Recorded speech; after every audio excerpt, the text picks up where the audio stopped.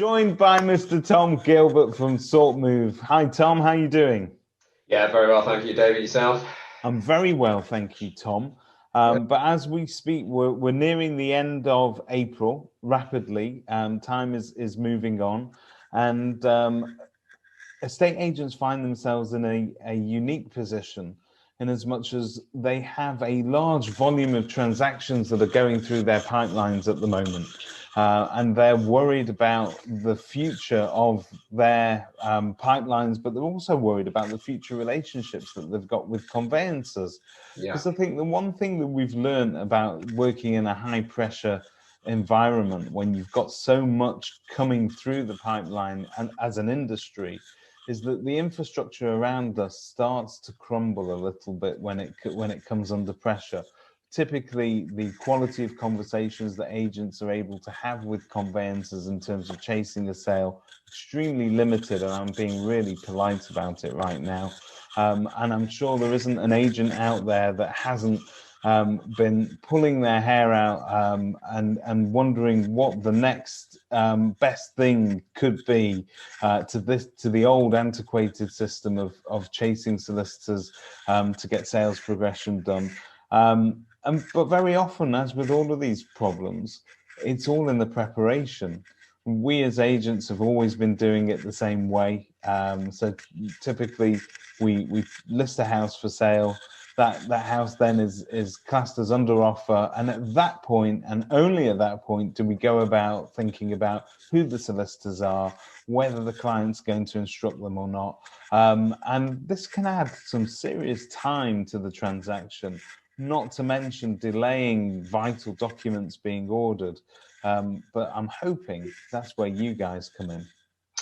Yeah, indeed. So, yeah, firstly, thank you for asking me to come on and give some commentary around this. But you've kind of touched on a point already. Before we come on to the preparation piece, the bit around the loggerheads, if you like, between agents and conveyancing, I really don't think the spotlight has shone as brightly as it is doing right now.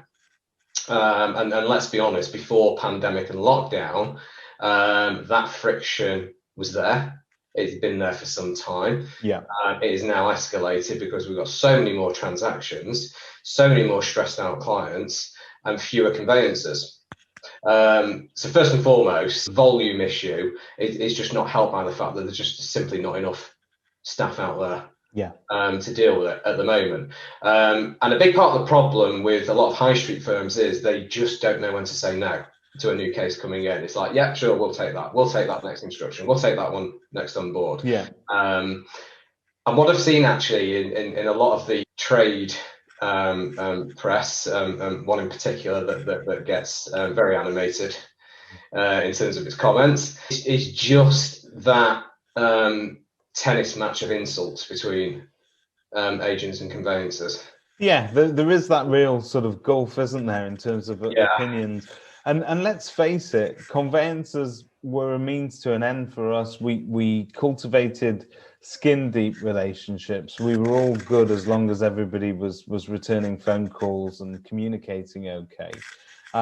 One of the gaps that I felt that really opened up between agents and conveyancers in general was that agents seem to have moved on in terms of technology they were using to add efficiencies to a process.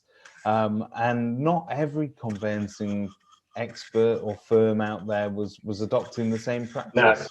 No. So that leads seamlessly onto the point that I was going to make. And so there's so many conveyancers out there at the minute who are genuinely doing the best that they can.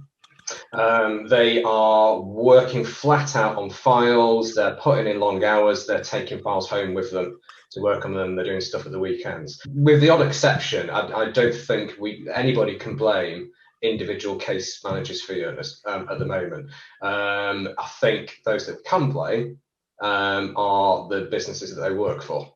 Yeah. The leaders of those businesses, because they have not invested in the right technology. It's out there and available to use.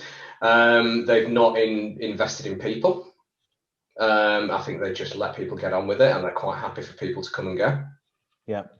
And all of that has just it has led to the issues that we've got now, and a lot of them are going to find it very, very hard to recover, because agents will remember this, that they'll remember those that have helped them and those that have just crumbled. Very, very true. I think I wrote some sort of a blog post on this probably about a month or two ago, when we were nearing the end of the first stamp duty deadline, which they thankfully they extended. But what I said was, the industry would remember those that had given them the service under extraordinary pressured circumstances. Agents appreciate more than anybody that we've all got a job to do, and it's a hard environment to do it in. The public's expectations on service standards are at an all-time high. The actual level of work is also at an all-time high, and the infrastructure that supports the work. So, we'll touch on things like searches and everything else. All seem to slow down throughout the pandemic. It's now picking back up again, but there are things that genuinely add to the delay, and it can come down to the conveyancers to carry that weight and to be the person that hands the bad news to the client. But those that have handled themselves well, those that have communicated well, I think are going to be the ones that will make it through this, and that will see their relationships with their agents continue, and they'll be rewarded for that, because that loyalty will go a long way. But it is the vast majority of them that we've dealt with. I think I mentioned to you on the phone the other day that one of the conveyancers I was dealing with, they picked up the phone and they promptly said, sorry, I don't take calls before 4 o'clock in an afternoon. And so they shut their office at 4:45. So you've got a 45-minute window where, if you're lucky as an agent, you can chase a sale, you can speak to them. That's if somebody else hasn't got to them first. So that's an extreme example of poor service from one conveyancing firm. But I often feel that as agents, we don't make the job easy enough for ourselves. So if you look at the Australian model, the focus is all on the vendor, or the seller, as we like to call them nowadays, being prepared to sell. So that documentation is ready, so that we're not sat around waiting for that beauty pageant of solicitors to get picked, which one they're going to pick. We're not sat around waiting for key documents to be submitted to those solicitors, search fees to be paid, all the little bits and pieces that sound immensely simple when we put it all together in one sentence now. But let's face it, each of those pieces that I just mentioned can add 2 or 3 weeks each to the process if they're not chased properly, and if they're not put in on time. And that's why I was so fascinated by one of your solutions, which I think is your fast start process, which is great. Tell us a bit about it. So I'm not one of these kind of prop tech guys that thinks has found a solution out of a spare bedroom light bulb moment. I've worked in core estate agency for 16 years. All of those were at LSL. So I managed flagship agency branches, and then I went on to look after their conveyancing operations. So I for many moons, I've seen both sides of the table and what needs to happen. Yes, we've got an antiquated system, but that doesn't mean that both sides can't do things to influence things quickly. And it is all about what happens at the start of a transaction, but actually before the start of that transaction. So one thing I know that agents are very good at is racing to the exchange line in that kind of last 3 to 4 week period. What they tend to be quite poor at is what happens in the first 3 weeks of a transaction, and that's because they haven't got a strategy set up to deal with that, and that's where the likes of ourselves come in. So Fast Start was a rehash of something that I did at LSL, and that is to take new business away from law firms and do it in-house.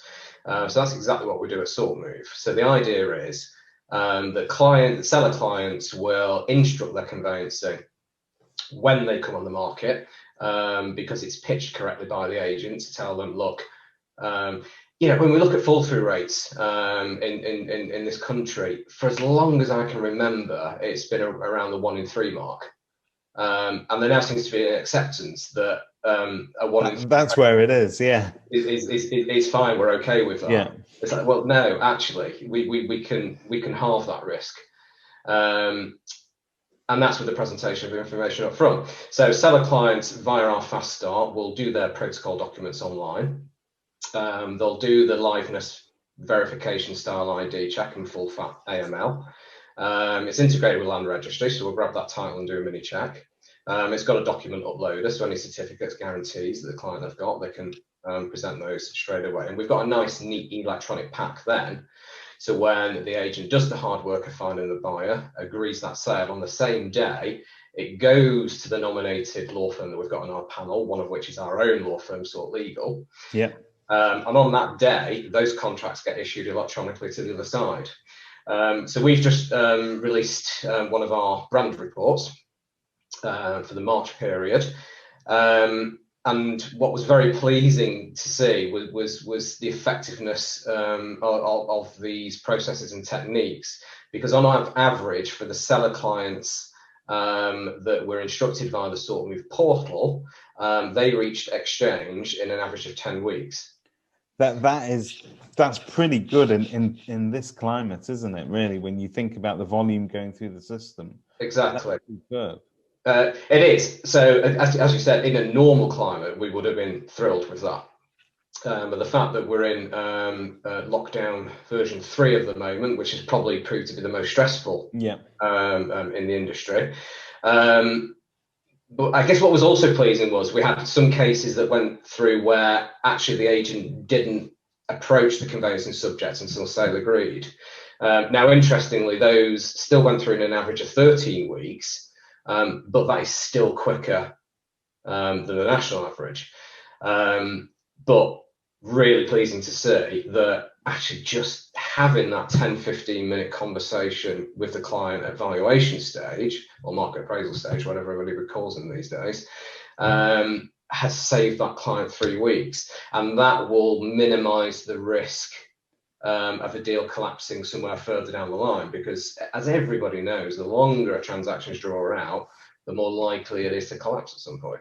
And that's a benefit that an agent can actually use as an instruction winner in that pitch that they're doing, whether you call it a market appraisal or evaluation, whatever it may be.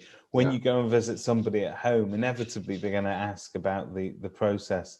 And the question I always get asked when I'm valuing somebody's house is, you know, how long on average is it going to take me to get my sale through? The other question is, how long is it going to take me to find a buyer? Now, that's my job. I'll tell you how long it's going to take you to find a buyer. Mm-hmm. When it talks about how long is it going to take me to get my sale through, we would normally ask people to budget, under normal circumstances, budget at least 3 months of conveyancing, and that's sort of 12 weeks in anybody else's language, but that will get you through and see you through.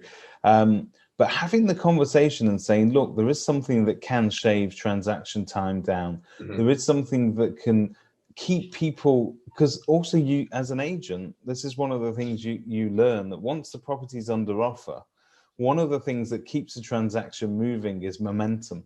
Yeah. And if nothing happens and you get to that state of inertia where just nothing seems to be going anywhere, then that's when the buyer's head can get turned by a fresh property that came to the market, a new opportunity, somebody that is moving quicker than you are. So I think really to have everything ready as a seller, that's amazing. You almost are giving yourself the best chance of getting your sale through, not only quicker, but keeping those fall through rates lower. And I think that's important. It is indeed. But I think what's important to point out is converting that seller is only half the job done.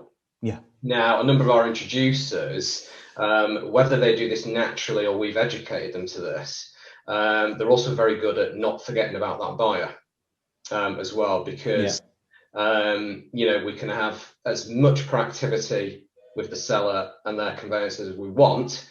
If that buyer chooses a cheap fee high street firm that doesn't prioritize, and it's just another number, and it will go through when it goes through type mentality, then that transaction's potentially going to have a problem. But then a lot of buyers want the world when they agree an offer as well. It's like, oh, well, if that's been agreed to me, I'm assuming they're going to take it off the market now. I'm assuming they're going to suspend viewings. Yeah. Well, no, don't take that assumption. We've got to see real commitment from you. So if you want to, if you want me to present that offer in the best light, and you want people to stop viewing that property because it is the acceptable price and it's yours because it's your dream home, you've got to show motivation and commitment. And the way to do that actually is presenting that offer with proactive conveyancing, as well as proactive financial services and everything else that gets tagged to it. Because as you've already mentioned, one of the big kind of bugbears on sales progression at the moment is searches. And clients, for whatever reason, buying clients think, no, I'm not going to authorize my conveyancing to start and pay for those searches until I've got a mortgage offer. Yeah, it's a very interesting thing because it's only, I mean, what do searches cost these days?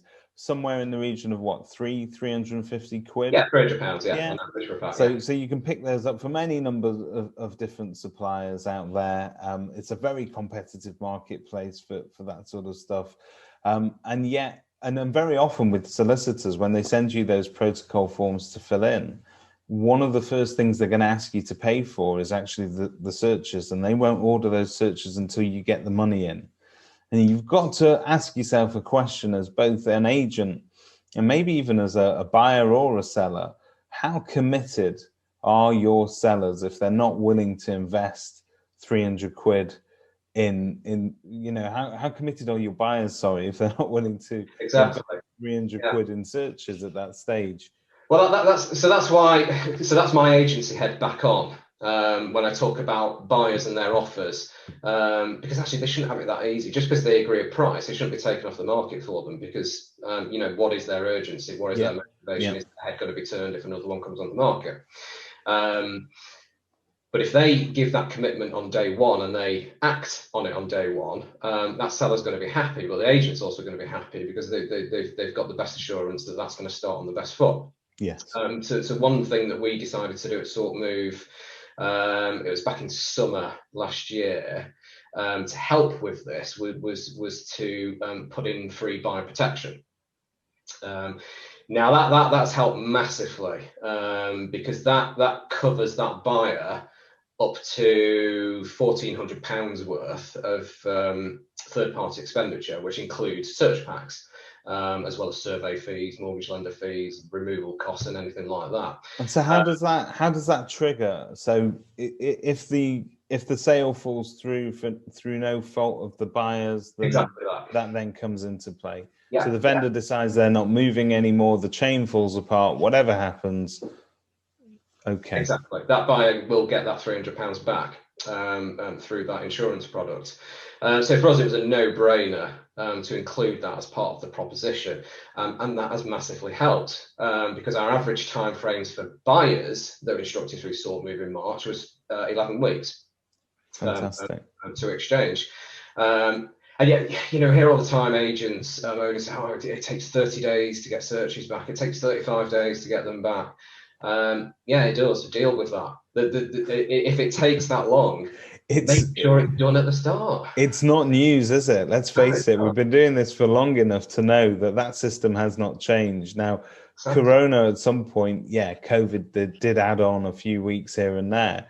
But let's face it, those searches never came back overnight. We've all had to deal with it. But searches, I think there was a bit of hesitancy in perhaps a slower market with people investing in searches, because they said, well, okay, look, if this drags on, those searches have a time limit on them, but those time limits are quite wide-ranging, aren't they? I mean, if I order a search pack today, how long does that last for, Tom? I think it's probably more to do with the lender and what they would accept. Yeah. But I think around 6 month mark is.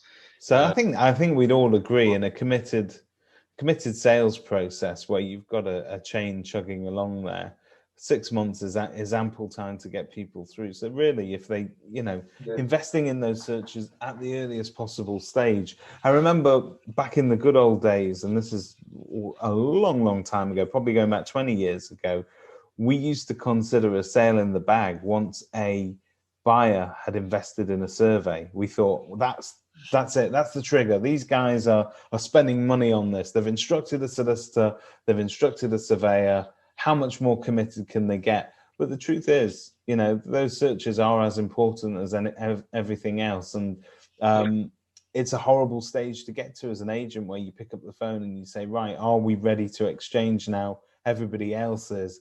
And some bright spark along the line tells you, I'm just waiting for my local search to arrive back. Well, exactly. But it's not just it coming back, it's then being reviewed, and then reviewed in line with conditions set out by the lender as well. And it just increases that importance of doing things earlier. So if you imagine a scenario where we've got a seller that's gone through Fast Start, so on that same day that sale's agreed, that buyer's conveyancer is going to get a full contract back. If that buyer's conveyancer is also receiving funds and ordering searches on that same day, they can do a lot of their reviews simultaneously, and that means fuller inquiries going across back to the other side in a quicker time frame, not piecemeal as we see now. It's like one inquiry. That's so tedious, isn't it? Where you get one after another. So that's why we've seen these time frames. We haven't introduced a brand new way of buying and selling property. We've just done things sooner. What you've done for agents and obviously for buyers and for sellers is that you've created a platform and a process where it's a very much streamlined, connected process, end to end, that can really it maximizes those efficiencies and time-saving efficiencies as well. Yeah. I mean, what helps us massively as well, and this is what kind of sets us out from some of the suppliers in our field, is that in group, we do have our own conveyancing operations sort legal. Now, that helps us massively with service delivery. It helps us hugely with capacity management. But it also helps us with structuring. And what I mean by that is we can do things a little bit differently from other law firms. So one proposition that we introduced last month is one called Sale Only. Okay. And what that is a ring-fenced team that only handles seller disposal work. And the beauty of that is those case managers are not bogged down with any complicated purchase work. So they can just fire through those cases as quickly as possible. Vast majority of them are beginning with Fast Start, so they're able to bang that contract pack out straight away, and they are proactively chasing the other side for their inquiries as quickly as possible. But we've got some cases through Sale Only that are exchanging in around about 7 weeks at the moment, and that's because of how proactive and progressive it is. And that's a fantastic timescale. So basically, if I had onboarded a client, we'd use Fast Start, we'd agreed to sell on their property this morning. Effectively, your in-house guys could get a contract pack out this afternoon if they needed to. Absolutely, yeah. That's how quick it can be.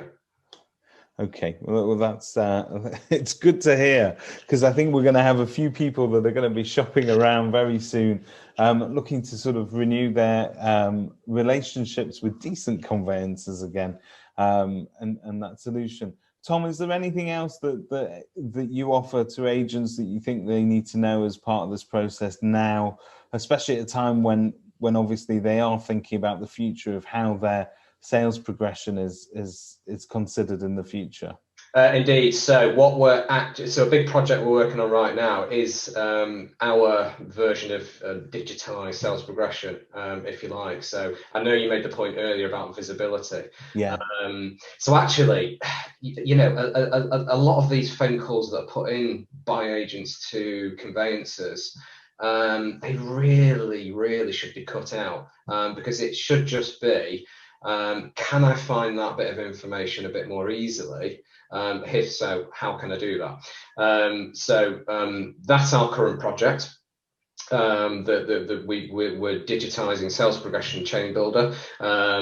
We've just about finished a new link that invites external mortgage advisors and some case notes and the milestones. So this is all coming in over the next few weeks and months for us, and will be absolutely free for our introducers that are using our core services. Well, this is an open message to all the conveyancing community out there. We as agents don't want to bother you on the phone anymore.